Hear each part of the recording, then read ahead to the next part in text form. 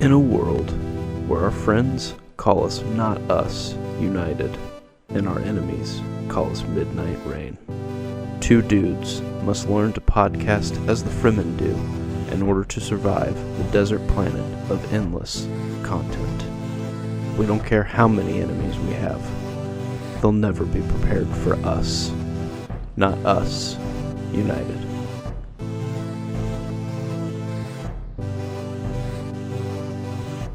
So then I said, no, you move. And that's how I met Justin Bieber.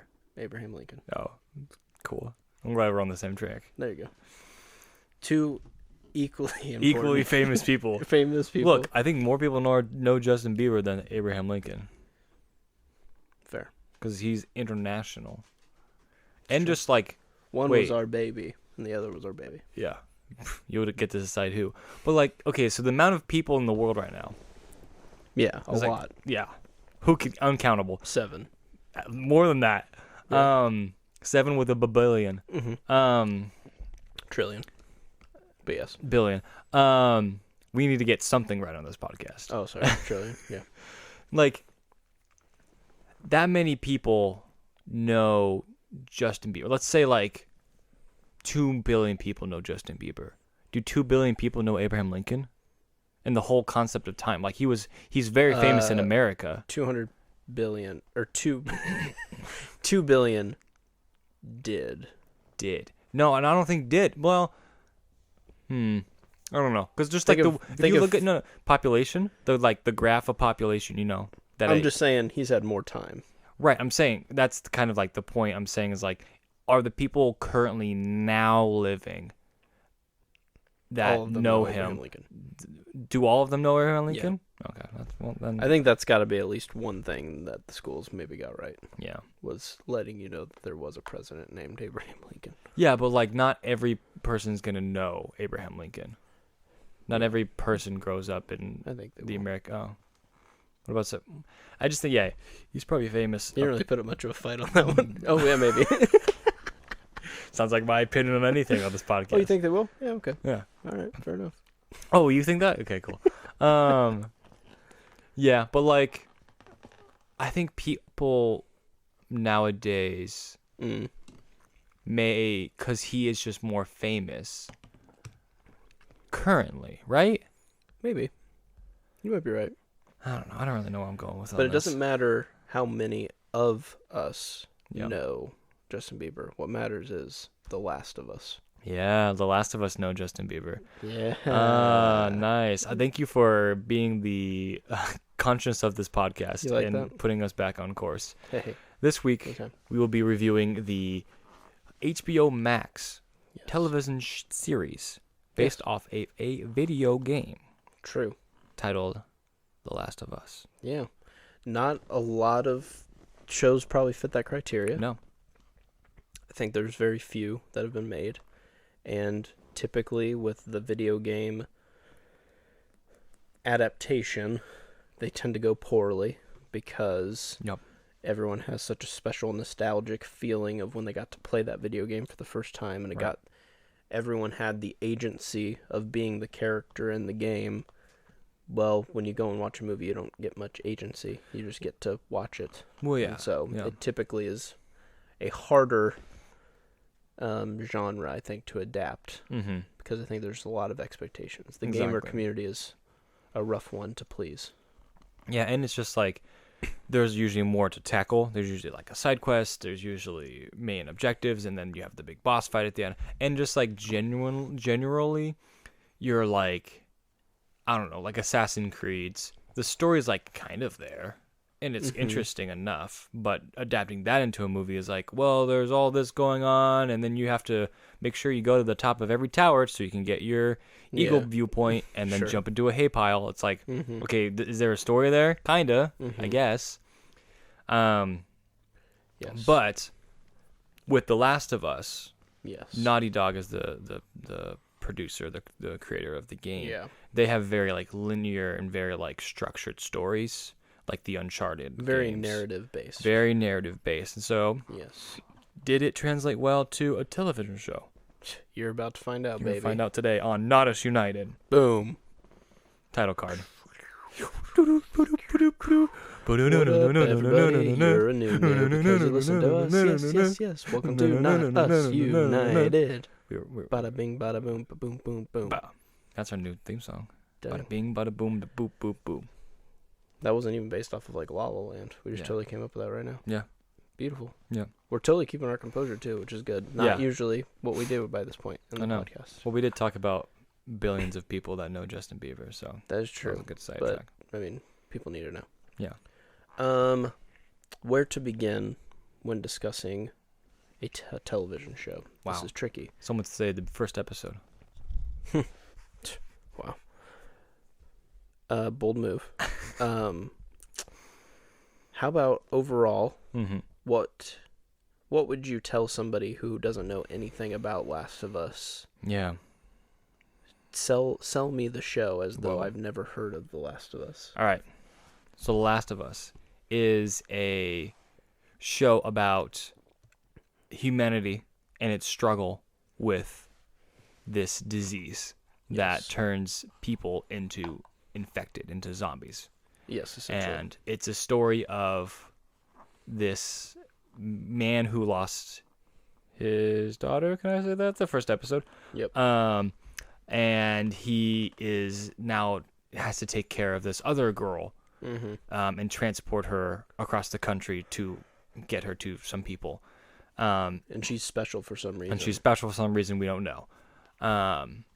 And it's really a story of humanity and for sure. of like what we will do and family and survival. It's really like, and it does create this kind of gray area. I think that could be a selling point that I would enjoy the show, or I could tell people to enjoy the show. It's like it does create like everyone feels driven, even characters that you're not that are against you. You kind of understand their points and what they're doing and why they want to do it. Yeah, I think it's a classic story of no one's really truly right, but they're all doing what they think is best.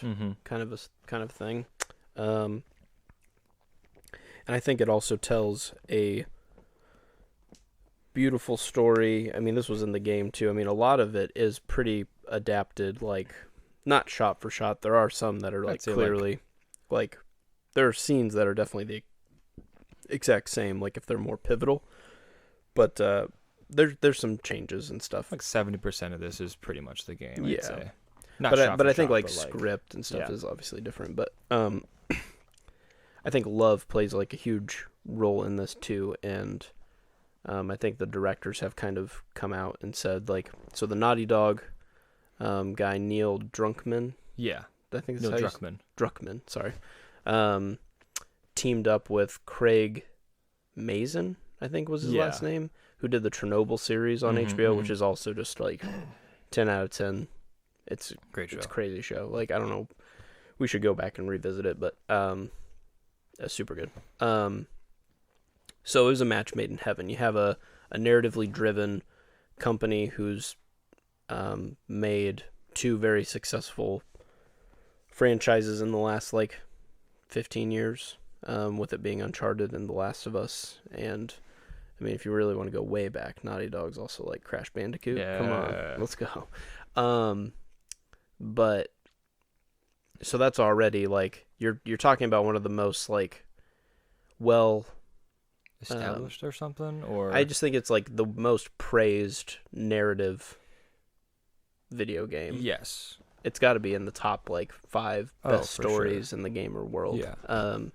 So this was definitely like one of your favorite games as well, right? Yeah, it was a great experience, like very good.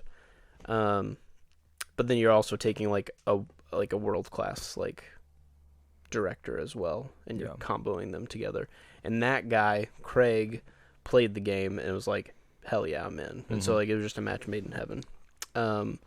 But they would say that love is like at the root of most of the decisions in this show, and it's fascinating because that doesn't always mean that they're beautiful, pure, innocent choices. Yeah, that's a good point. Love can kind of drive us to do things that are heroic, and they can also drive us to do things that are morally.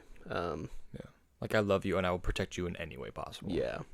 And so it's just like the links. I mean, it truly is like The Last of Us. Like, that's the desperate state that we're in. And so, yeah, it's very good. The one thing I will say, though, is for saying zombies, that can be like a word that could cause somebody to immediately go, no thanks. There's already enough of that.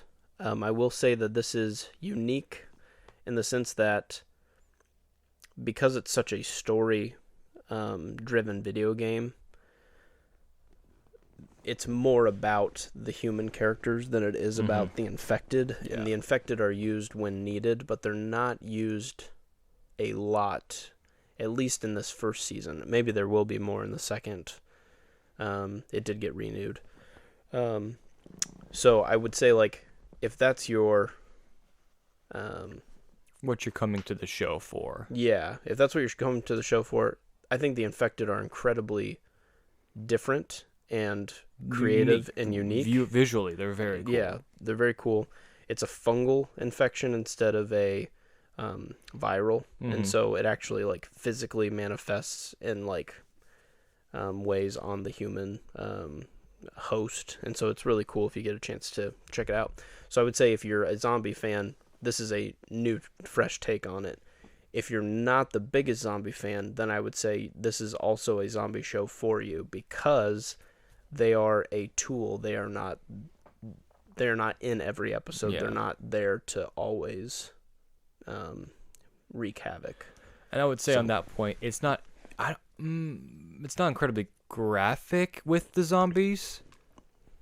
I would say yes and no. Yeah, there's parts where it is, but like I think a lot of the conflict becomes between the humans. And it's like it's the last of us and it's the last of like civilization kind of. Yeah. And thus like that kind of trying to strip together and like no matter what's gonna happen, like we're gonna clash with each other. Yeah. Because your idea of what survival is gonna look like for you and your guys is gonna be different from my guys. For sure. Yeah. And so I think that's where the heart of the story is. Yeah, it's in the love of I love my people and I will keep them alive. You love your people and you'll try and keep them alive. Yeah. And it is just like much more of like, oh, the human condition more than like, oh man, here comes a zombie and it's gonna rip open this guy. Right. So that's where I'm like, it's not into the gore. It does get violent, but it's not like time for this guy that I don't like to get ripped up by zombies. Yeah, I think it's interesting because there's the Walking Dead of it all, where it's like this cultural phenomenon happened over a decade ago where we got this really popular, everyone was watching zombie show. And I think people kind of got burnt out on it. Mm-hmm. And so it doesn't seem like the prime time to be making like a alternative to that. But I think they do it in a really tasteful way. And like I said, it just feels different. Like the infected are far more dangerous than they are in The Walking Dead. Oh, yeah. They're far more like feral if they need to be. They are more aggressive. And so like even just coming upon like one or two infected could be like, we might not get out of this. Like where in The Walking Dead, it's like, well, if they're just walking at you, you know, you can probably take on like 3 of them. But if there's like a horde of them, we're done. And so like, yeah, I just feel like the stakes are kind of a little bit different. So like if you're in a house with like an infected, yeah, it's kind of a scary situation. Like you don't really know if you're going to get out of it. And it's really interesting. And there's just like a little bit of, without spoiling anything, I feel like the other thing, if you're interested in like the science behind what's happening, the infection that's taking place in The Last of Us is based off of a real thing that's happening right now. It's just not a fungal infection that can infect humans. Right. It's infecting other animals in certain areas. And so this was a fictional tale of what if it was able to cross a species to us. What would that look like? And so There's just some interesting like science to it because it's kind of actually based off of a real thing. Mm-hmm. So they're able to kind of imagine what that would look like on a human host rather than like ants, which it primarily infects. That was cool. Still non spoilers, but what do you think of maybe some of the differences they did with the game? What differences that they changed from the game, and maybe talk about what your original thought was of the game. I know we kind of went into that a little bit, but yeah, the game does a really good job of making you feel the fear. It purposefully, unless you play it on the easiest difficulty, will really hinder the amount of ammunition you have. Mm-hmm. So a lot of getting through the infected is done through physical combat, and they're very aggressive, and so you have to be very sparse with your ammo. One, because it could help you immensely to just take an infected out quickly, but it could alert more to you, and so you just kind of feel this constant tension of like, do I just go full send right now and then just run from my life? Yeah. Or do I try to like stealthily do this? And you just never feel like you're truly safe. Oh no, and even like your like shivs will kind of break at some point. Yeah, everything. And so like you have like a brick, and there's a room of like 6 zombies around you or infected, and even then it's like you got so scared walking around the game because one will kill you. Yeah. It does not take much. Right. You are dead very quickly. Mm-hmm.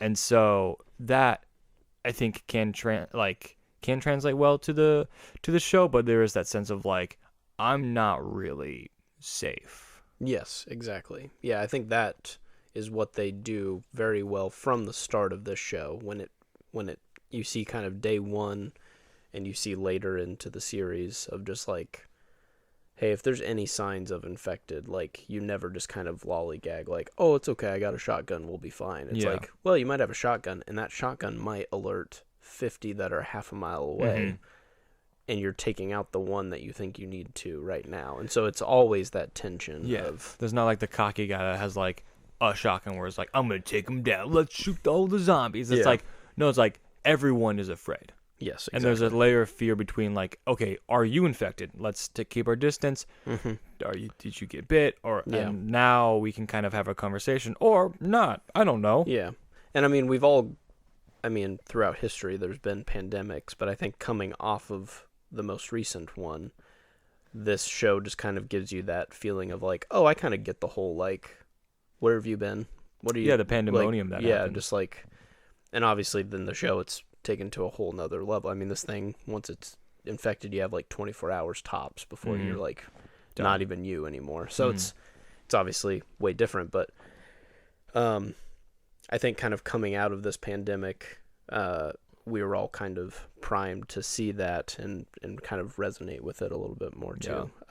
There aren't huge differences from the game to the show. There are a few that are probably more spoilery. Yeah. But there are some that I think, this doesn't really spoil anything, but the infection is spread differently in the game. It's spread via, both, you can be bitten like every zombie, but in the game it's through spores. Like the fungus kind of like can be in the air. And I think that was a wise choice for the show not to do this. Because in the game you're constantly like taking your mask on and putting it on, like taking it off, and the science behind it just doesn't like fit. Like if there's really a concentrated area of this, it's probably leaking. Like it's somewhere. It's not just contained in this area. Like that's a video game thing where it's like, this is the dangerous area, put your mask on. This is the not dangerous area, take it off. It's like that's not the world we live in. Is one particle going to fly off, and that's how much you need, or do you need like 10 in a concentrated air? It's like, well, yeah, and your audience just spent 3 years wearing masks, so it's like you don't want to be like, oh, it's okay, we're in a different room now, and it's like, oh, nice, like where's the so we'd all kind of lived through that. So I think that was a wise decision. I think it would have been a little too much to handle, like show wise, to be like, oh, there's spores while we were talking, visually, and like we all just have to like get used to it. So I think that was fine. Trying to think if there's any big. I think the other thing too, this doesn't spoil anything with the show, the zombies in the video game just get alerted by noise. They're very sensitive to the noise because the fungus infection grows from their brain, and so it actually ends up compromising their eyes, so they don't actually have sight. It's just I don't know if I think they confirmed in the show they echolocate a little bit. Yeah, with the clickers, right? Yeah. I don't know if that was ever confirmed in the... I thought that was the point of them clicking. Oh, maybe. Yeah. Okay, maybe that's something I just totally missed from the game. I'm pretty sure that's perfect. It, yeah. That makes way more sense. Okay. But what was I gonna say? Oh shoot. I think I lost it. Dang. Anyway, we'll pick up your thread and just say, yeah, not to get into depth of what they did change, but what I think they did change, worked very well with the show. Yeah, and it really just mostly what they did was flesh out certain characters more and spend time with them. One episode in particular for sure. does a very good job of dealing with some characters that we don't see as often. And just like handling and just fleshing out characters more. I think overall, it follows it pretty closely to what is in the show, and that's not a negative nor I think generally a positive, I would say. But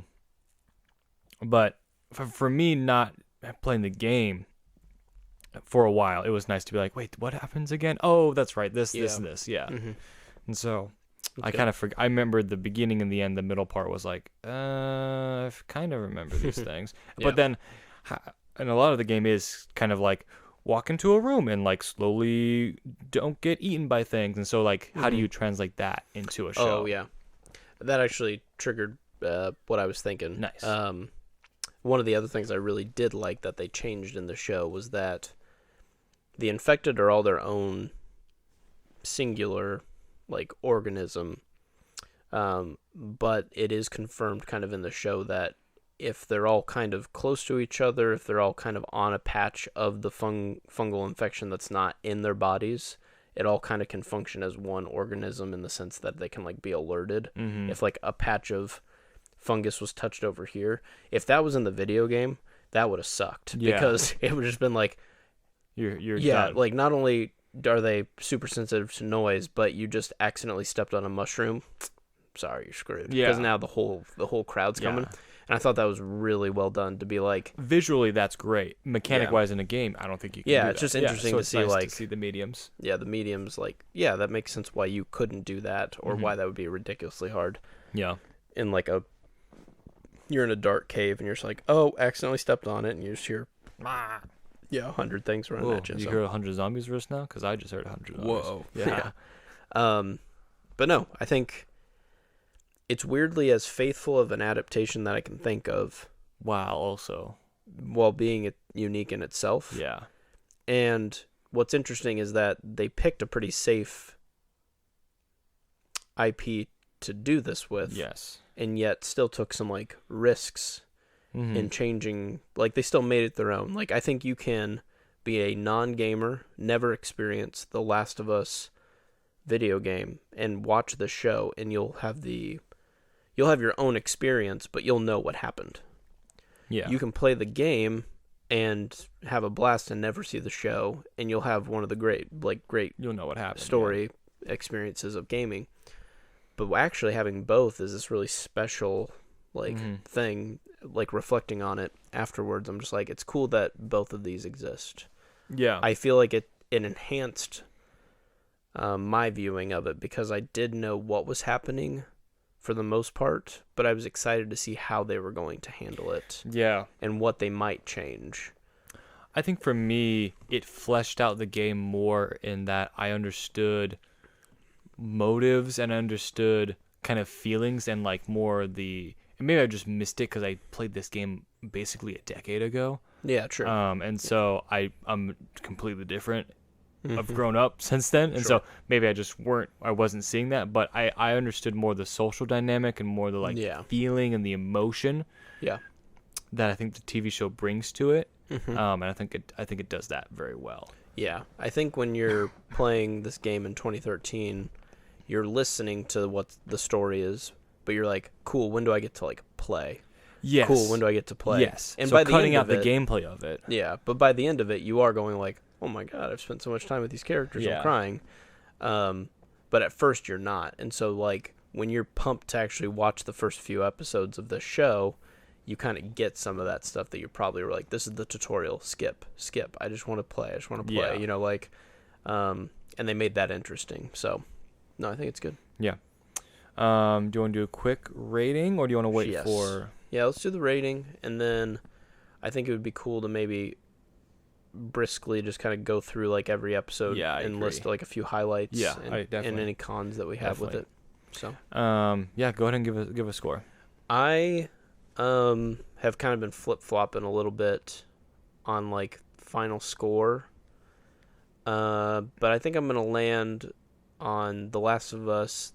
The whole season 1 is a 9 out of 10. Yeah.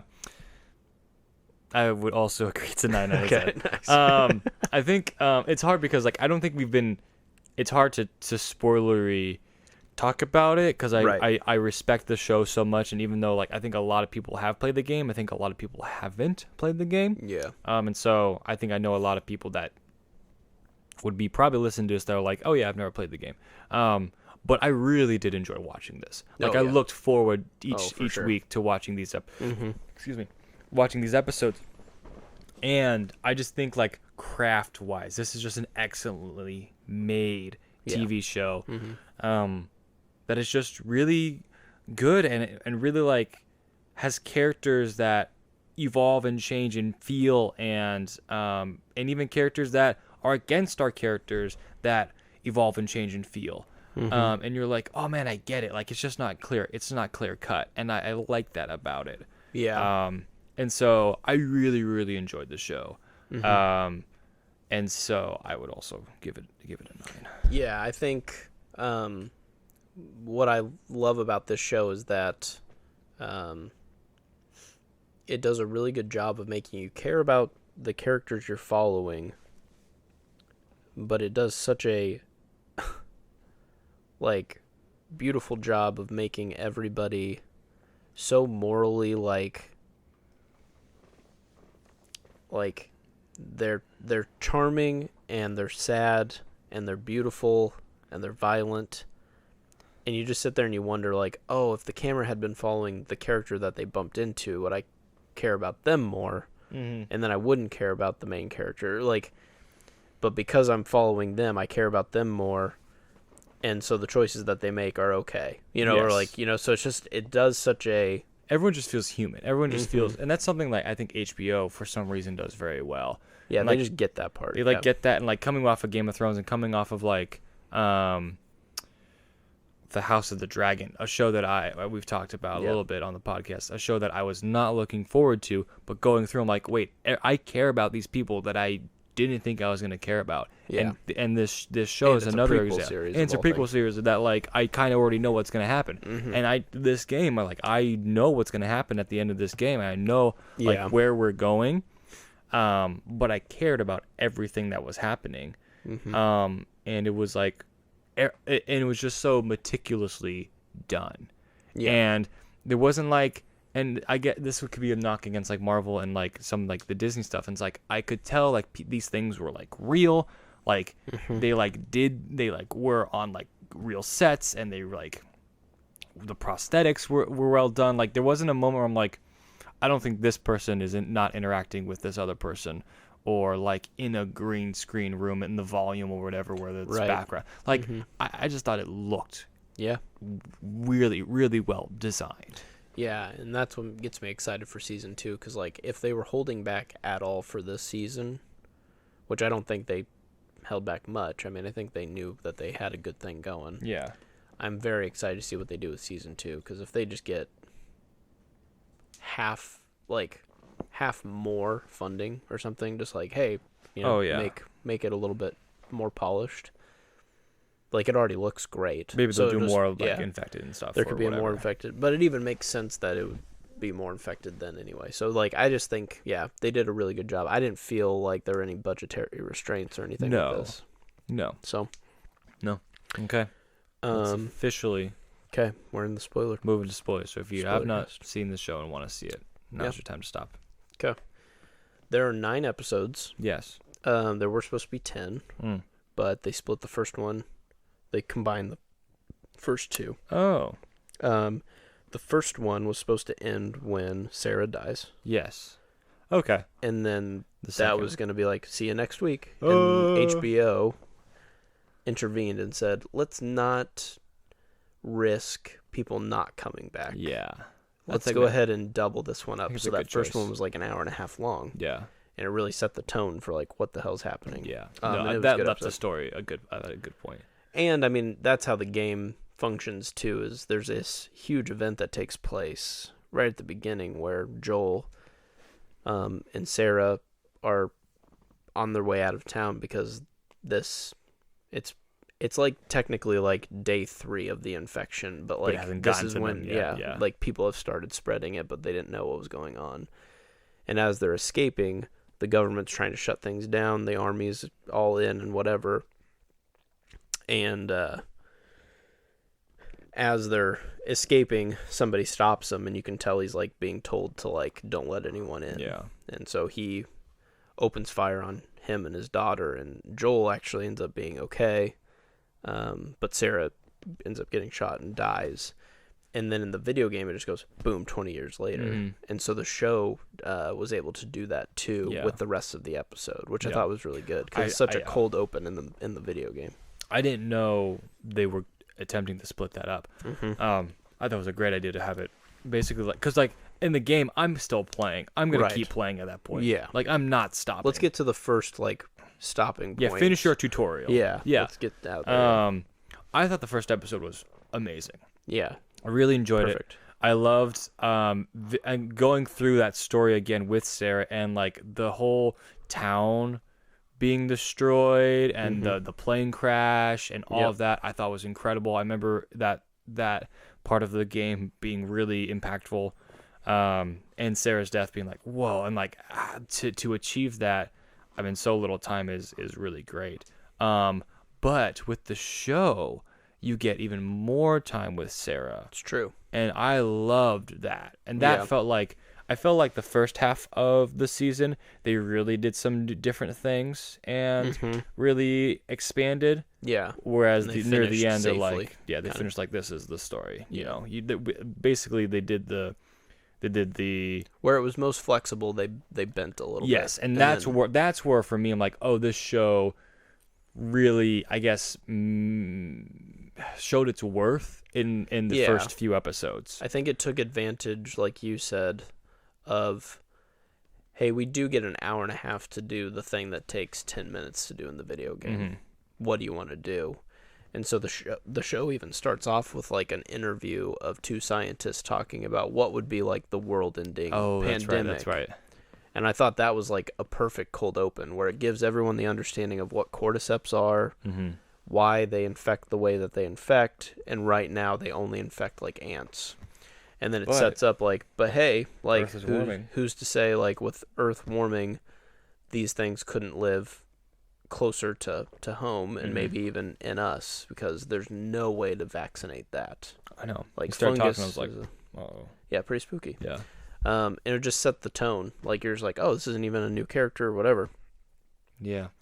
And then there's some nice Easter eggs. Like you find out that, you know, in the second episode, that a flour mill in Jakarta was what got the cordyceps in it to begin with. And that's what was being sent out to mass produce the pandemic, because it was already sent out. Yes. Like it was, the bad batch had already gone out. Yeah. That cold open, the second episode, I also enjoyed a lot because it was like, oh, here's some like more lore, I guess. But what was super cool was there was multiple times where Sarah and Joel could have ingested flour, but they didn't. So she was going to make them pancakes in the morning, but they didn't have the batter, and she had forgotten. He was going to bring home a birthday cake and had forgotten it at night. That's interesting. And their neighbors were eating like cookies. biscuits and gravy or something, or maybe it was cookies. She made oatmeal raisin cookies, and he was feeding her the old lady who ends up becoming infected, he fed her, and so like we were seeing it all happen. Oh, that's before so it cool. happened. I didn't know that. Oh, I love that. So it was kind of cool. Like Joel was Yeah. like this close to like he probably would He have been forgot a infected. cake. Yeah, So it was just a really cool like that's Easter egg incredible. I love that. setup. We also get to see like what early stages of infection look like, and not just because the video game, since so much time has passed, you don't typically see freshly infected people. Mhm. You typically see like the ones that have lasted a lot longer. I got all like the fungus. Yeah. I don't- So you have like different versions, like clickers and bloaters and all these things. But that old lady is like wheelchair bound, doesn't even talk. But as you see her like begin to be infected, like Sarah's over there, and it hasn't really infected her quite enough yet.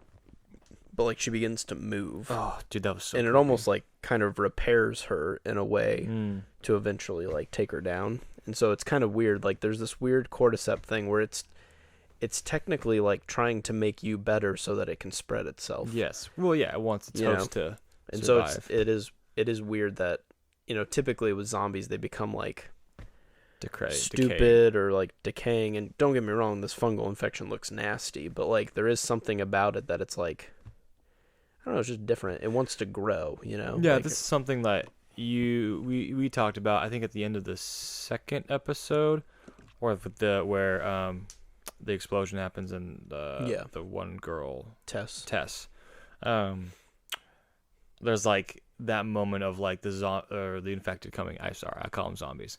They coming in and like you can see like it's a very peaceful kind of like moment, and they like kiss, and it's kind of weird, but like it's like the cordyceps like tingling and going, and it's like it's this has calm no reason and to chaos. be violent unless it has to be. Right. You know, like it wants It's to just like nature kind of thing. it wants to survive too. Yeah. And what's interesting is like the cordyceps don't act all that different than our main characters.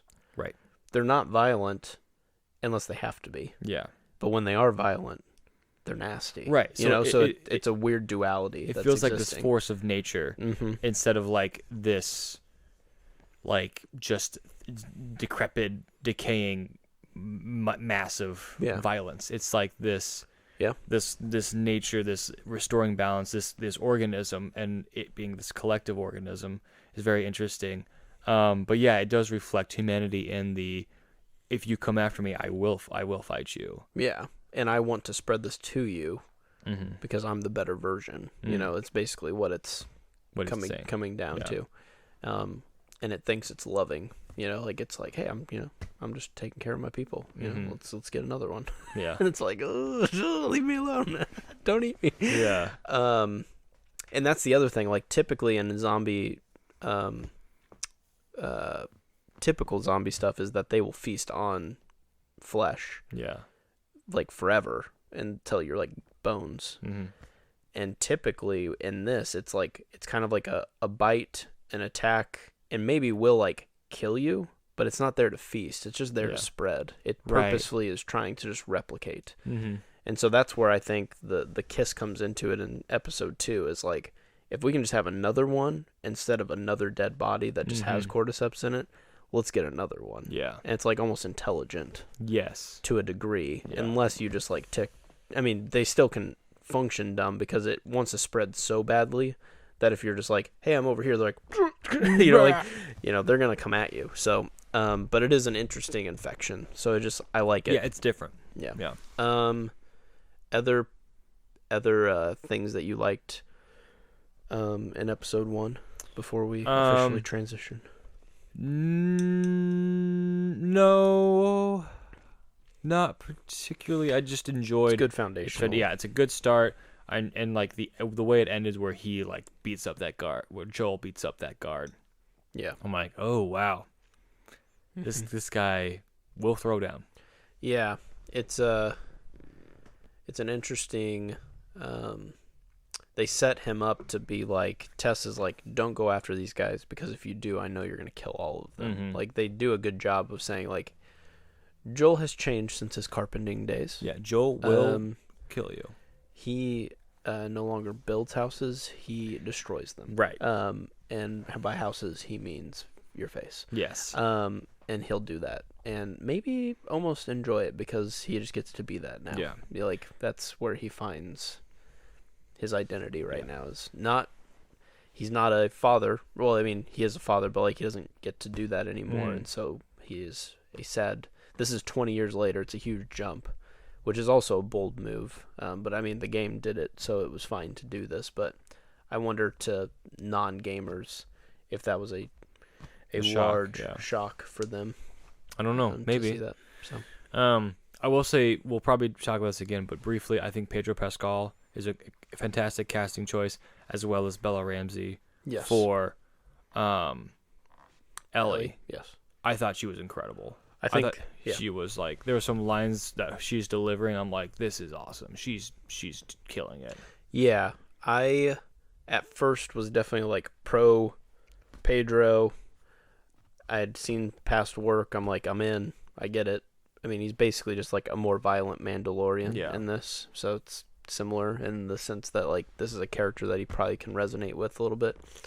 And was waiting to see because like the tricky part with Ellie is that you kind of get fooled into thinking that, well, I play mostly as Joel, so Joel's the main character.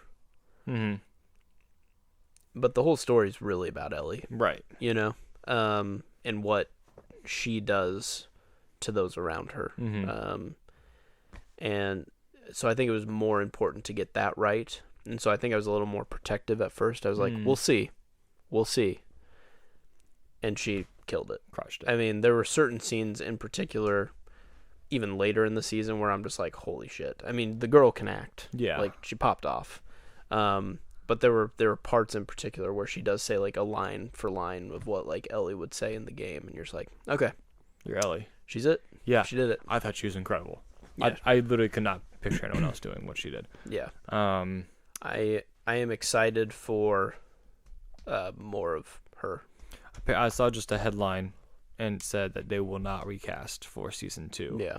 I think people are worried that she just looks young, and since there's technically like a slight time jump in part 2, it was like 10 years or something. But she also filmed this like a year and a half ago. Yeah, and you can. And make she's her look also older. 20 right now, and so like, just make her she'll look her be age. the right age. Yeah. And if you just don't make her wear like the T-shirt that she wears, like there's ways you can make kids look a lot younger. Like a 19-year-old can look 12 if you do the makeup and stuff right. I think we'll be fine. Yeah, I agree. So, and it's not like Ellie has to get like buff or like anything between two. Like, it's fine. She's the right choice. Yeah. She killed it. She did. Episode 2, I think I kind of talked about my points of like cold open was good. Cold open was great, and I liked going through the town and the dynamics there. And fighting the clickers for the first time, and like having like that's where they like, oh, we have like this like fear and respect for the infected because they can screw you up. Like we're fighting 2 clickers and we're like, one of us died. There's 3 of us, yeah, and they did the clickers so well. Like this could have been an opportunity to be like, here's the HBO clicker, and they didn't. Yeah, they literally just did it exactly right. Yeah, and to see that not be CGI and just be a practical thing. Oh my gosh, it was incredible. phenomenal. It looks so good. And it's cool. There was like fans that got casted because they could do the noise and stuff. And so they're like, dude, just let me do it, man. It's like, dude, that's so cool. That's so cool. Like, imagine that. Imagine playing a game, liking it so much that you kind of like learn how to be like one of the scariest things in it, and then you get to be in the show that everyone's watching. Dude, that's awesome. I think that does a good job of setting the tone for just like, look, the infected are bad, they get worse, clickers are even more crazy and just ravaging, and then we'll eventually get to the next step of that. But I think the cold open was good, did a good job of setting like, hey, here's kind of the science behind it. Like I said, this is what I liked about it, was like they didn't shy away from this thing. It's just like, well, they bite you. Yeah. They like show you. It's like, I think they call it mycelium or something with like fungus. It's like, that's all in your mouth essentially. It like replaces your tongue almost, where that's like spreading the cordyceps into your blood system and stuff, and just really interesting. And then the only course of action for I think it's a mycologist. Is that what they're called? Yeah. One who studies like fungus or whatever, was like, you should just bomb our entire country. Yeah. Because if there are 14 lost people from this thing, and we're probably like 2 days behind, it's over. Yeah. Like it's so over that you just need to kill everyone in our country. It's just like, whoa. Like, they did such a good job of showing how dangerous this would actually be. So good. And the links that we would need to go if it was truly going to be that bad. Yeah. And I think I liked the cold open so much. I kind of missed them as the show progressed. That was kind of a knock that I had towards it, where it's like, oh, come on. Yeah. Keep them going. I loved having a cold open. That was unique. Yeah, it was a great choice. And so moving on to the third episode, I was like, oh, our cold open this week was our main story, where we're like Ellie and Joel are looking, and then they run across, or they're getting to the town where Frank and Bill are. Yes. And this was one of the more major changes. This was, I think, probably the biggest change. Yep. And we spend an entire episode on these two characters that in the game, right? We just read a note. We just read the note. Yeah, so we hang out with Bill, and Frank has already died. Because he went off by himself out of the town, and Bill was too scared to leave. Yeah. So the ending for sure changes in this episode. But I don't know if like a lot of the in between changes. We just have to assume what happened between them in the game. Whereas this is one of the pros of being a TV show, is you can spend a whole episode and just explain these characters. And I think it does a good job, because I know some people will say, like, this was just a beautiful episode. It doesn't have to accomplish anything. It was just cool to see two people fall in love in a hopeless place. There's a song about that, I think.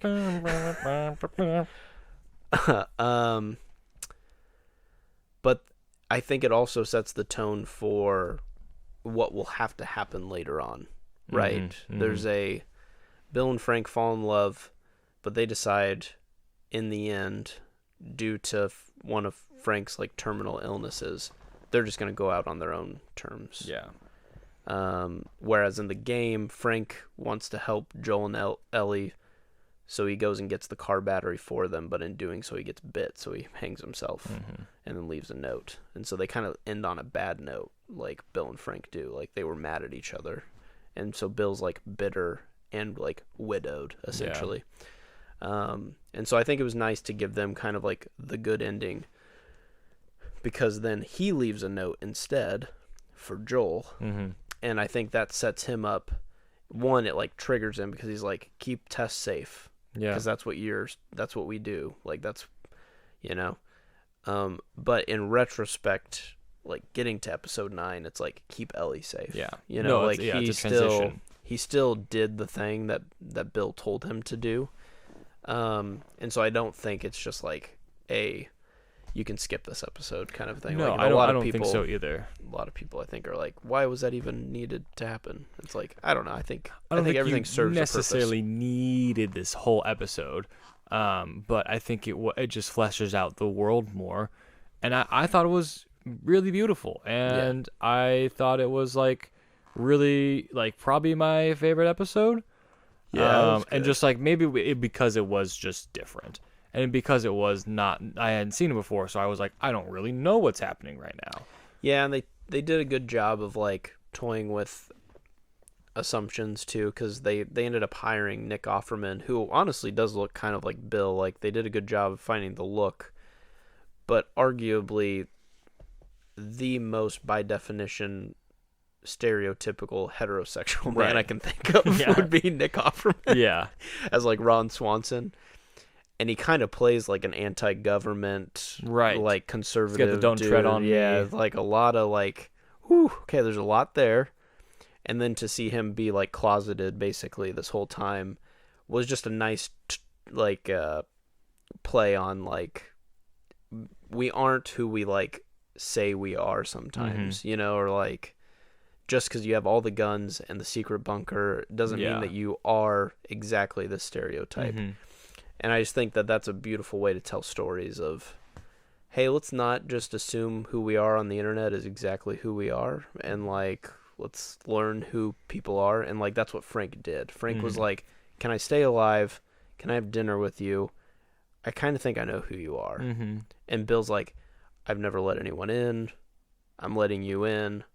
Okay, maybe I'm in love with you. Like, there's just this cool, like, if we just break bread with each other, you'll learn something about someone that you probably wouldn't have if you just made the assumptions. Yeah. So I just really like that, because every character has something more to them in this show. And I think this was, like, a good thought experiment of an episode to be like, go through that. I think that's where I land on the same place as well, and especially that last point of each character is more than just a cardboard copy or a line. It's just like, okay, here's like these people in their lives. This is the world that they created in this destruction, in this apocalypse, and it's possible to enjoy it. And like this note had so much more behind it than like just, oh, we found a note. Okay, cool. Great. Let's move on with the story. It's like, no, there's like Joel's story is we're seeing his, and Ellie, we're seeing her story, and to see like everyone's story. And as we go through the seasons, there's like, oh, well, your motivation is this. And so I understand that because we took the time to look into that. So I thought the episode was important for that reason as well. Yeah, and it was touching. The other thing I will say, too, that was just a nice nod to the game was at the end you see Ellie and Joel drive off, and you find out that the camera's panning back, and it's in a windowsill, which is the main title card of The Last of Us when you start the game. Yeah. But it's not just any window; it's the room where Bill and Frank would have like died in, and so there's just this like level there's of like a touch of like, man, this is sad, but it's like they won, kind of like in a way, like they got to like go out on their own terms, I guess, in a way, like in this world where you don't get to choose that. I don't know, like there's some like, but like connecting it to the window is like that wasn't connected to anything else, right? We didn't know that was just a thing. No, but it was cool that they used something that was from the game that you see all the time. Yeah. And then they tie it to something like emotional, like this. They didn't connect it in the game originally, right? Okay, yeah. It was cool to be like, oh, that's the window. Yeah, and so I think the other thing I heard from the directors too was that they were going to try to do a cold open every episode, and it would end with like a windowsill shot. And I think that was just too constraining. Yeah. But they were kind of like, oh, no, sorry, that's not what they were going to do. What they were going to do is it was going to start with the windowsill. Oh, and then go down. And then you had to click play to play the episode.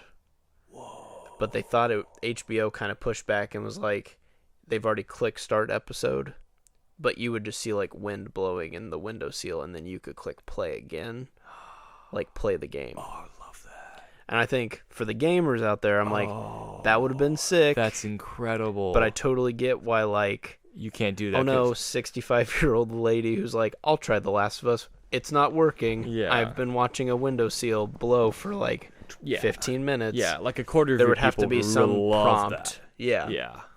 There's a little niche, but would have been kind of cool. Oh, I want that so bad now. Would have been kind of cool. Oh, that would be so cool. Like, and it's kind of you choosing, like, I'm ready to hurt again, you know, kind of like picking your episodes like, yeah, this is going to I'm ready for this. Oh, man, that has to happen sometime. Yeah. Of like, maybe not, for season 2, but like some show has to do that. Yeah. Like Begin. Ooh. For sure. Why do I love that so much? Beautiful. I think for episodes 4 and 5, you can probably combine them. Yeah, let's just do KC. Yeah, it's Kansas City. Instead of... In the game, They went to St. Louis, Minnesota. No, Minneapolis. I don't remember. maybe There was a big city, There's but they something chose north. Kansas City instead. like Columbus or Ohio or Yeah, maybe it was somewhere in Ohio. I don't remember. Anyway, yeah, we played they it went 10 years south. ago. Don't add us. It's Yeah. fine. Well, you can. Not a No, CNS. no, You sure add us? It's fine. Yeah. This was the part I really don't remember until like we got to like Yep. the Sam Henry was and the Sam. Henry and Sam. I was like, oh, I was like, I remember you guys, but I don't remember I why don't you think- weren't in this I story. don't know if oh, that's why. Kathleen and all that. Kathleen. I don't know if that happened in the game. No, that wasn't. Like I think they kind of fleshed that out a little bit more. Yeah, I think so. I really don't remember the whole city stuff. No, it's okay. You just mean city stuff from the game. Yeah. Yeah. I like these episodes because this is where we get our first chunk. So we've seen Fedra basically be this authoritarian, trying to keep people safe, but really are like, Kind of you know, stupid. they're- kind of, yeah. they get to choose where the power goes. And so you're kind of left to think that they're probably not the best. And so there's this revolution called the Fireflies that's just cropping up everywhere. Well, when we get to Kansas City, it has successfully been liberated by the Fireflies.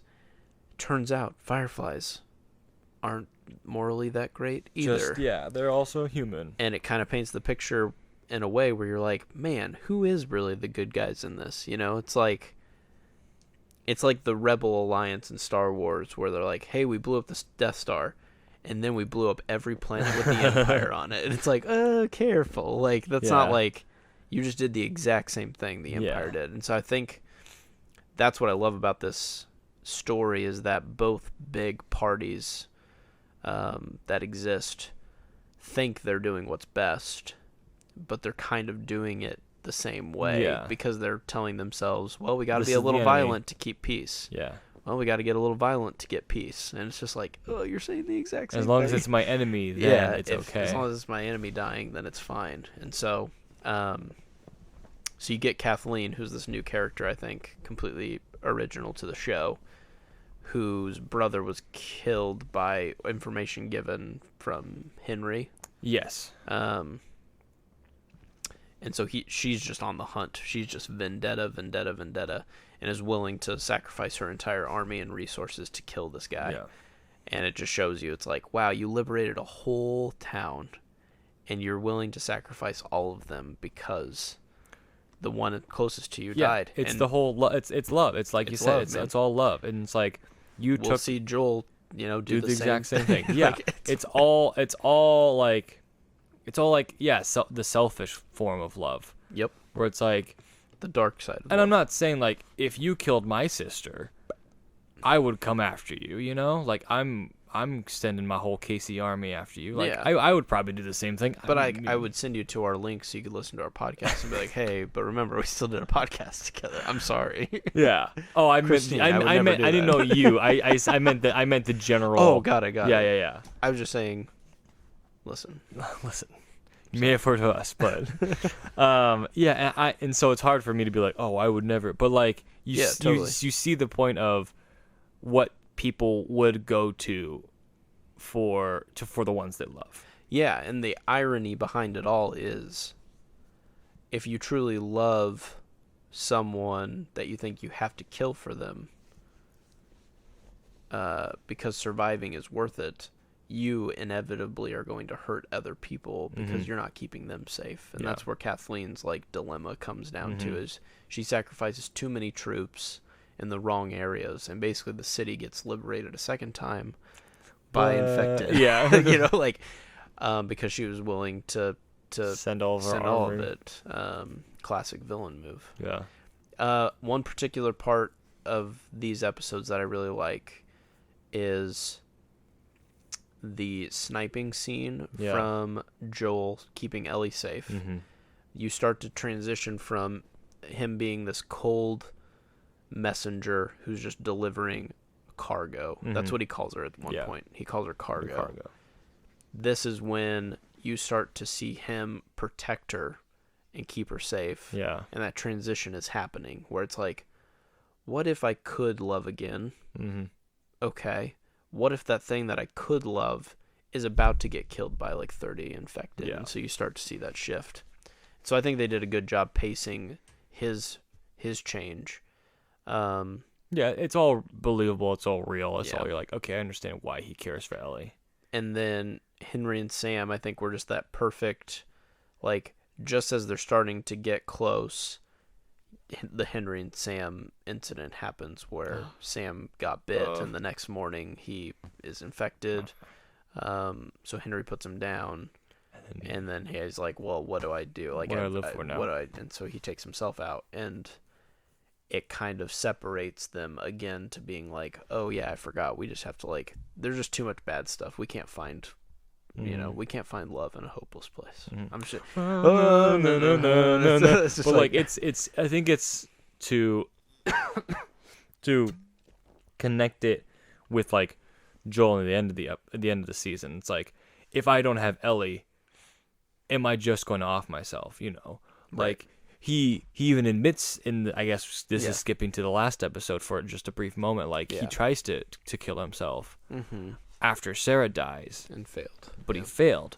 And so like he sees Henry and his reaction to losing his life and his purpose, and that informs him for episode 9. And so like it's all like a connection, and I guess this is more like what I was seeing in the show that I wasn't seeing quite as much in the episode in the game, because maybe it's just more like tight.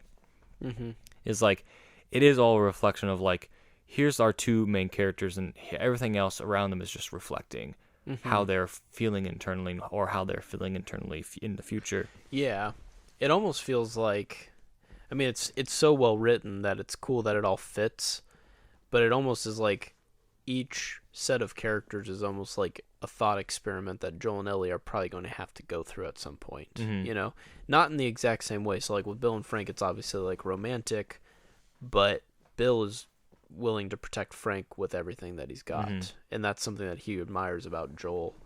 And then Henry and Sam have that same thing, but what happens when he loses it? And then that reminds him of like, oh yeah, I would have done the same thing, because I literally did do the same thing. I flinched for a second and I didn't do it. And so there's just these cool, like,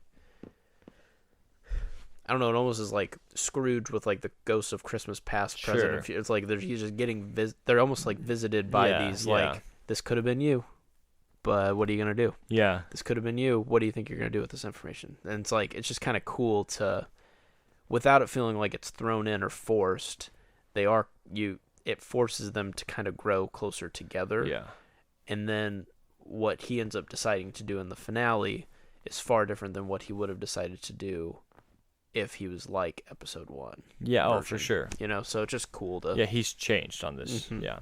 Definitely. Next episode, I think, was just like getting to see his brother in the town. We're back with Tommy, and that'll be a big setup for, without spoiling anything, just season 2, because that's where they'll eventually end back up, and that's where they are safe for a bit. Yeah, that city looks dope. I do... oh, frick, I forget his name. The guy who plays Tommy. I was first introduced to him on Agents of S.H.I.E.L.D. when he played Ghost Rider. Oh, yeah. Robbie Reyes. And I loved him in that role, because I was like, oh, this is sick. I love Ghost Rider. Ghost Rider's dope. But I was excited to see him. I feel like some of these cameos only get like an episode or two, but everyone gave it their all. Like, oh yeah. I was really impressed by like the talent that was willing to be like, oh, you only need me for like 10 minutes? I got you. Yeah. Or like Marlene, right? Yeah, Marlene. She's in it for, she's pretty common in it, but like it feels like, oh, you're putting in work, or like Tommy, you're putting in work. Well, and interesting. So Marlene is Marlene from the game. Yeah, that's super cool. And then Tommy from the game was actually Kathleen's right-hand man. Yes, that's right. So there's some voice actors sprinkled throughout, and then we still have Joel and Ellie to show up later on in the season. But yeah, Tommy, God bless him. I forget what his name is. I think it's like Gabriel or something. Gabriel Tommy. No, hold on. What is it? We are going to take a brief pause. Gabriel Luna. I was going to say that, but I didn't. Okay. we're good. That was quick. He killed it as You did it Tommy. really quick. Thanks. Okay. Yeah, so the city's dope. We're going to go back to there. And they got it to look pretty authentic because some of the multiplayer maps that you can play as in The Last of Us, which, by the way, was a crazy game mode that no one thought was going to happen. Oh, my gosh. It looked a lot like it. They did a really good job of making the landscape look correctly. And it was cool. So that was in Jackson Hole, Wyoming. And if you go to Yellowstone, you kind of can end up in Jackson Hole. That's one of the towns you hit. And so I've been there. And I was like, oh, this feels like... So maybe Last of Us just based it off of real locations. Yeah, and then they actually shot at those locations. They did, because they talked about at the end of the episode. They're like, we had to get permission from some of the businesses to film. So I think they filmed in Jackson Hole. Yeah, because some of those like mall shots later on and stuff are like legit in malls that they just shut down for like a day. Yeah. Made them look decrepit. Yeah. It's like, wow, you guys got away with a lot of crazy stuff. You can get I didn't know Hollywood could like do that type of stuff. Oh, no, they can like La La Land, they shut down highways. Yeah, sorry, I shouldn't say I didn't know that they could do that, but I was just like, damn, they like literally just shut down a mall for like a day. That's wild. That's got to be crazy expensive. Yeah. Like, I don't know how much you would pay somebody for that. But yeah, anyway. It's shutting them all on like what, the profits and the employees and the... Yeah, or it's probably like shot at night, most likely, or something. Sure. But yeah, you'd have to like clean up like all your gunk you put out? All the gunk, yeah. All the gunkies? Which leads us to episode 7, the which Gunky was the Gunky Mall. Yeah. The only thing that was CGI about that was when all the lights come on. Yeah. That's completely fake. Sure. Yeah, that looks pretty fake. But this is a lovely, like, hey, so why Ellie's shared a few things about her past, what's going on, and this is actually DLC from the downloadable content. Thank you. Is what DLC stands for those who don't know. And then so it means we played the whole game, and then after you played the first game, like 6 months to a year later, they're like, hey, we came out with like one more level. Yeah. You can download it and add it to your game, and it's a prequel. It's like a 4 or 5 hour thing. Yeah, it's a prequel to the main story with Ellie, which is like 2 or 3 weeks before she meets Joel, essentially. Yeah. And we kind of find out that why she's immune, because this was the first time she's ever been like bit and like survived. Or like how she got the bite on her arm. And this is another great episode. Yep. Followed very closely to the DLC. All except for, I think I texted you about this, and I haven't really looked into it since I texted it, but I didn't think that Riley was, I think, like, this is how I remember the DLC going, was that Ellie kissed Riley, and then Riley freaked out, ran away, got bit, and that's how she, like, died. Oh, really? I could be totally wrong. But so they might have changed that for the show. I think they did, but they didn't talk about it, so I just could be misremembering it.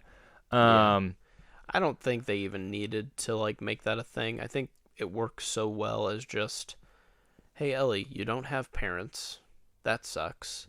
And then anyone you've ever gotten close to seems to not make it. Right. You know, and so like I think I was okay with it not being like a rejection, but almost it's almost sadder to be like, I do reciprocate your feelings. And I'm dead. And I just got bit, and I'm going to die. Yeah. And you got bit, so we think we're both going to die together. And it turns out I'm going to die. And then you're going to have to kill me. Yeah, and you're going to have to kill me. Ugh. Which, 10 out of 10, glad they did not make us watch that part. Yeah. At first I was like, wow, that ended kind of abruptly.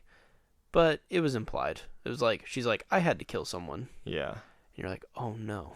I didn't know. It was like, woof. I am disappointed that they didn't have us spend about an hour and a half turning on generators in the episode. That's what you had to do in the game? Yeah. Classic. A little disappointed. But overall, I think, yeah, another just great solid episode of just fleshing out these characters. Yeah, I think if you're asking me like what was the 1 out of 10 that I just didn't love, I would say getting to Kansas City. Some of Kansas City was like good but not the best, and then the like needing to visit Tommy was kind of cool and touched on, but those like 4, 5, and 6 for me just like weren't firing on all cylinders, and then it was like 7, 8, 9 just boom. Yeah. So like It's really good. There's really nothing like bad about it. Mm-hmm. I think there's just those few episodes where I'm like, oh, the pacing wasn't quite right, or like, there's something glaring. yeah, there was just like, it felt like, yes, I forgot that this still has to happen before the other thing. Mm-hmm. But I don't think it was like necessarily too long, or I wouldn't change much about it. But that's where there's just kind of a bit of a lull. Yeah, I just not think much. like there's not much I would even change about the show. I'm like, oh, I think it's just done well. It's just all done well. Mm-hmm. Because then we get to 8 and 9, and it's just like then bang, we get bang. some nums. Dude, speaking of nums, this is our bones and all episode. Yeah, let's go. I've seen too many cannibals in the past year. A lot of cannibals. Now, I will say, I thought from the game that they weren't I thought they were more cannibals by choice, like from the start. Oh, were they? And in the show, they're more like, Cannibal yo, by dude, necessity. like, we don't have food, and a couple people died, that's meat, so we just do it. I thought it was more that. Yeah. In the game, and that might make sense. I could be wrong, too. But, yeah, it was spooky. Dude, cannibals always freak me out, man. It is. Like, ugh. I mean, that's not the scariest part about them. What's scary is that there's this level of, like, and it is unfortunate that they do this, but, like, he's reading scripture in a really sad show.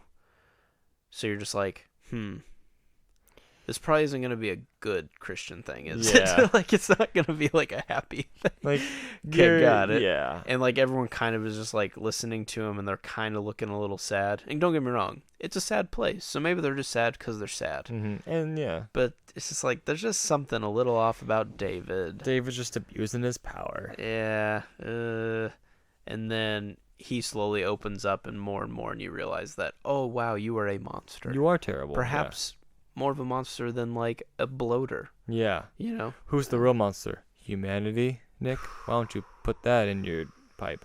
I remember when Walking Dead started to shift towards that, where they were less about the zombies and more like, don't fear the dead, fear the living. Whoa. They did the same thing. That's like next level, man. The Walking Dead. Don't worry about them. More worry like about the Walking Living. The Walking Living. No, I think they did a good job. I think this was actually pretty close to like what the game did. If anything, we got to spend a little more time with David just to flesh him out a little bit more, which was like, at first he seems to be like kind of this hopeful, like, hey, we got to kind of conserve our rations. We're kind of low. And you're like, okay, so this guy's just like, they probably picked him because he's probably the most level-headed guy. But then like something happens where they're like, hey, are we running out of food? And he's like, nope. No, I think we're ship shape. And then this is when Troy Baker shows up, who's the voice of Joel, who's Baker. Like the right man of David. And you kind of think that they're maybe talking a little different, like, hey, how much deer, venison, and other meat do we have? And he's like, 3 of them, or something. I forget what he says, but he's just like, ha, ha, ha. Like, you just don't know, like, what's going on. Like, why are we, the like, shadiness of it all. It's like, that's definitely venison. Yep, that's venison, all right. Yeah, and then you just, and then he slowly descends. Yeah, they eat, like, the soup thing. I'm like, let's probably get some peoples in it. Yeah, and that's at the point where we're starting to kind of figure out that there's probably something going on. And everyone has a very small portion. And David just has, like, noodles and meat. Like and a Michael-sized portion. Like a bigger than Michael-sized portion of... You're just sitting there going, like, what is going on? Like, there's just these subtle things that they did. So when he finally just goes, by the way... I'm actually evil. He almost felt like, I have recovered from my evil self. And then, like, 3 things happened. And so I let him back out again. Yeah. It was like, there's the beast is in He's here. like hiding it. But he, like, doesn't have to show it. But then, like, he slaps, like, the child. Girl, yeah. And then there's, like, these things. And you're just like... As soon as he's like off his rocker a little bit, I'm crazy. But then so it's crazy. This is where we get to. This is probably one of my favorite Ellie episodes. Oh yeah. Because we finally get to see Ellie like defend herself. Because David's like, hey, you kind of seem a little like crazy too. Like you got some violence. And then like proceeds to almost like propose / be my co-leader / maybe like my wife and daughter. All like, above. It's like it was weird. all the above. It's just I don't understand. And he's crazy, dude. And then she finds out that, he's been eating guys and the ear on the dude. ground. So for her to take him out too was just like, it was pretty much straightforward. Like when that whole building was like on fire, it's like I remember playing this level. This was epic. And she doesn't get saved by Joel. Like she has to do it herself. Yes, I thought that was important. Joel's out of commish, trying to come back. I do love what Joel gets to do in this episode too, with just you finally see him like turn on the Joel switch of like, okay, I love this girl. Yeah, he says baby it's girl. Happening, yeah. And I'm going to stab this guy and I'm gonna rip his kneecap off because I know how to do that, I guess. And then he's like, dude, that part when he's like, point to where I'm going on this map. Yeah. And your buddy's gonna do the same thing. If they don't match, you're both dead. And then the guy's like, right here, and he goes, I trust you. Kills him, kills the other guy. Yeah, and he's like, Joel, this is just so much unnecessary violence. But at the same time, you don't trust that they're not going to hunt you down. So I kind of get why you just have to clean slate. Yeah. I don't know, dude. This is where Joel, like, I'm kind of like, I don't know how anyone looks at this guy and he's like, he is the protagonist. Yeah, I think that's kind of also what I came to while watching this show is like, and going, the second game to kind of get into that a little bit, but no spoilers really. But that Joel is a violent man. I mean, he kills a lot of people, and then he talks to Tommy. He's like, we killed innocent people. And even then, like, these people, weren't innocent, but like he is, he's violent, and he will kill to protect himself and the people that he cares about. And so, yeah, watching this again, I'm like, I mean, I love Joel. I think he's a great guy. Oh, for sure. Like, you are rooting for him because you're like, you've had it rough and we care about you and we're following you. But the only reason we really care and are rooting for you is because we know and understand you. If we got more, I mean, maybe not, the cannibals aren't the best example, but like, if we had more time with David and just, yeah, if you're he like, asked a lot of ladies to be his wife daughter thing. Oh yeah, and he's just like, he's just striking out, man. It's hard out here. I get it. Yeah, I get it, man. Yeah. And so I'm sure if we got more time with Kathleen, sure, we'd be like, yeah, I think that's a good example. Yeah. Like, I think she's a good example of Henry and Sam would be the villain because they ratted out the brother of this person we care about, right? And so it just happens to be like we care about Joel and Ellie, and so we are rooting for them. True. Yeah, I think that kind of put all that into perspective for me. No, I agree. Yeah, and then you get the baby girl line, which he hasn't said since Sarah, and so then you're just kind of like, aha. We've arrived. You guys care about each other, and it's go time. You are officially daughter 2.0. Daughter 2.0. Let's go. Episode 9. The finale. Surprisingly, a crisp 43 minutes. I was surprised how short it was. It's like, I feel like the level took me 43 minutes. Like, this is a lot of time. Yeah. This is not a lot of time. Yeah, they basically, they leave from that place. They get to... It's a month later, basically. Yeah, they get to Denver, and then they go into the hospital, and it's like, hey, she's in surgery. And he's like, no, she's not. Pow, pow, pow, pow. Yeah. And then this is what solidified The Last of Us as, like... iconic. Yeah. This is the decision that everyone fights about. Oh, yeah. Of, was Joel right, or was he wrong? And those who think he's right, have to justify that he kills 40? Yeah, I mean, the kill count on Cam said over the course of the season he did 39 kills, with infected included. And I think 17 of them were in the hospital. Oh. That seems about right. In the game, it's obviously a lot more. Oh, yeah. But I think 17 feels like a pretty good arsenal 17 in people. In the hospital. And we didn't see everybody, blah, blah, blah, but... Sure. But, I mean, like, it's still, like, almost 40 confirmed kills in a 9-episode show. Yeah, so, and, what? And honestly, in the last 2 episodes, he, like, pops off the most, probably. Yeah. So, yeah, man.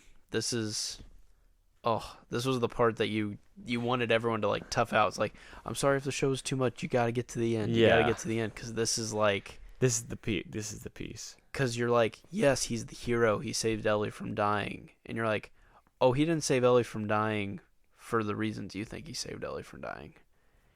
He full-fledged is ready to be like a dad again and is making the choice for her and wants her to be his daughter, basically. Like, without saying it, like he's making the choice. Like, I would rather let a chance at humanity healing go because I think I finally love again. And that's where love makes the choice. Yeah. Like, how easy was it for him to just be like, nope. Okay, I'm killing guys. Yep. Turns around, kills 2 guys, grabs their guns, kills more guys, grabs their guns, kills more guys, grabs their guns, and then kills the surgeon. And takes Ellie. Yeah. And then kills Marlene? Kills Marlene. Probably. No, he double tapped. Oh, that's right. He like shot her in the stomach. Then back and... I don't. We let's get into was Joel right or not. I think it depends on whose eyes you're looking at it through. I've always had the opinion that Joel was not right. Yeah, and I understand.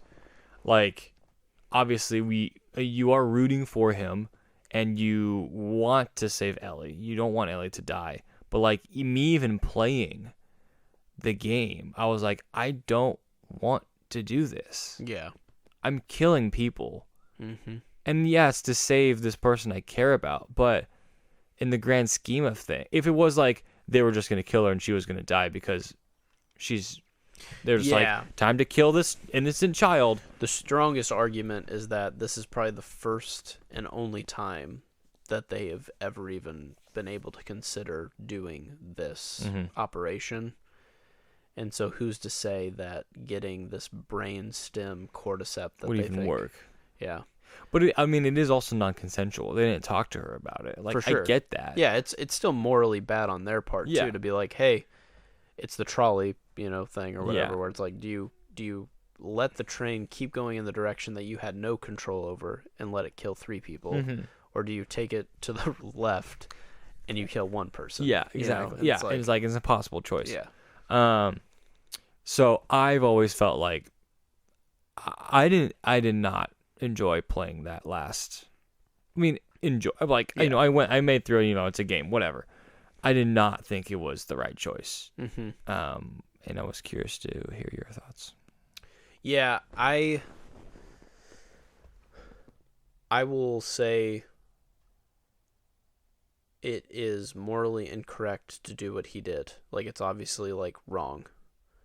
I have a really hard time thinking I wouldn't do the same thing. I know, yeah. You know what I mean? Right. Like,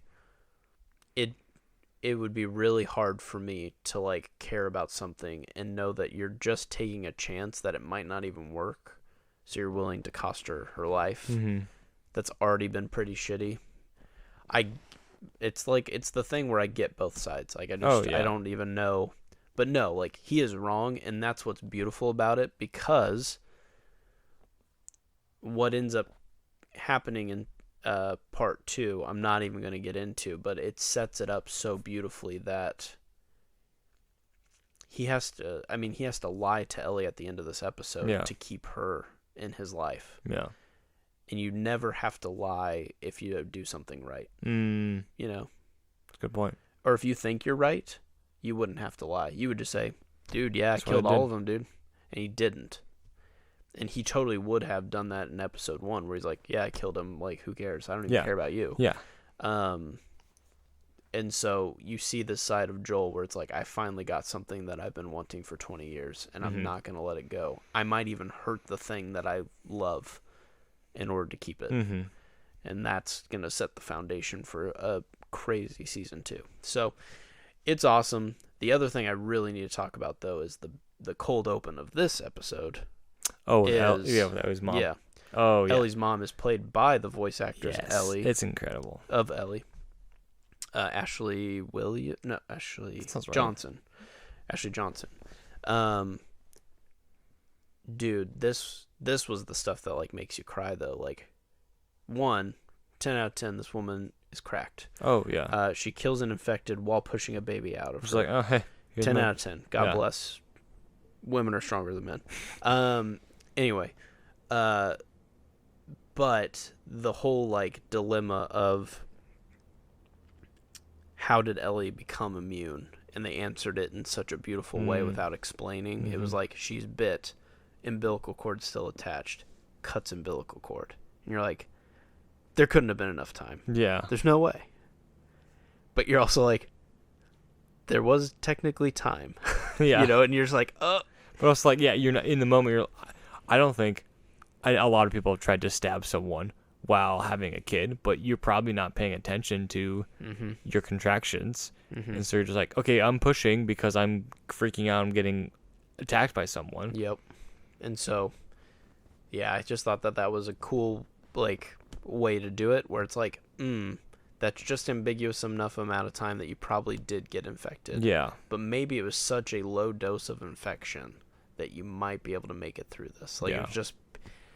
The other beautiful thing was the pep talk that she gives her crying baby, of just like, you tell him, Ellie, like, give him hell, fight, all this awesome stuff. And it's Ellie's voice, because, like, Ashley Johnson's so weird, voice is, like, not anybody but Ellie's voice. Yeah.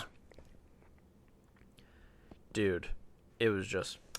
Ellie talking to Ellie, I was like, what's it was happening? like she was handing it off to, like, not like she was handing it off to Bella, but it was like, it was her way of, like, I don't know, it was just super cool. It's a great way to get her involved like that. Yeah. I loved the cameos like that. It was so cool. That was... Yeah, that cold open was great. That was worth making the TV show for. Like, Wow. I'm just glad that, like, we get stuff like that. Wow. Because there's just things, like, in the video game that they don't explain that you can look up, like, hey, but if you find the folder in the basement, Sure. maybe you'll hear, like, there was a patient 0 that blah, blah, blah, blah, blah. Like, sure. Just show me what happened. Yeah. And you get Marlene in it one more time, just kind of understand her whole thing, where it's like, this is my best friend, I have to care for this thing, but I'm also, like, the rebel leader. And her and Joel are, like, two sides of the same coin. I'm going to protect Ellie because she might be an asset. I'm going to protect Ellie because I love her. And we're both using her for something. One is to fill my heart back up, and the other is to maybe cure all of humanity. Yeah. But, like, she is an object now. Yes, to either one.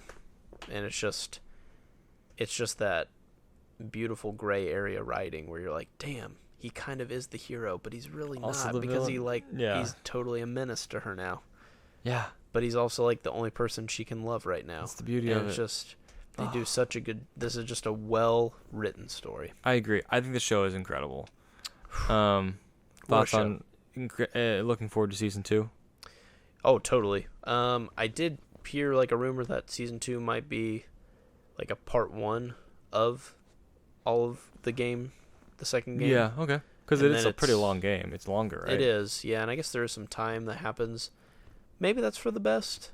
I'm kind of, like, in the boat of, like, interesting. But I'm also very curious if they'll keep this going and we'll get a Game of Thrones type thing where, like, we'll go beyond the game.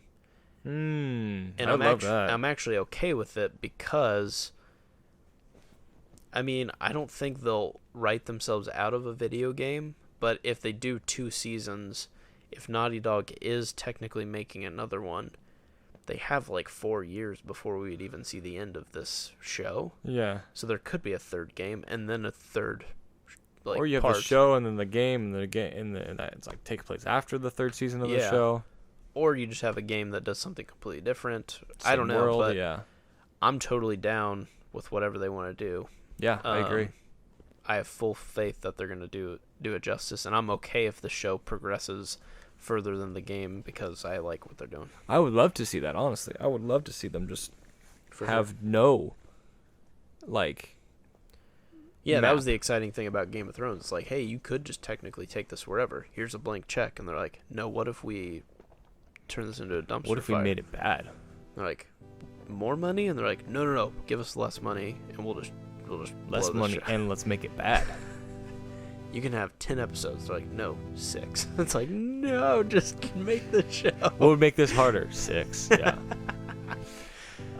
Anyway, Last of Us. Last of Us. You may have heard of The Last of Us, but you have not heard of The Last of Us, Not Us United. Oh, let's go. It's like we were made for this. Yeah. Anyway. Incredible. I don't think we're going to have a better ending. No. Ever. No way. Thank you all for listening. Thank you. Bye-bye. You've just listened to Not Us United. You can find us under Not Us United on Spotify, iTunes, and YouTube. Please leave us a review and consider subscribing to our podcast. You can reach out for future podcast topic suggestions at notusunitedpod@gmail.com.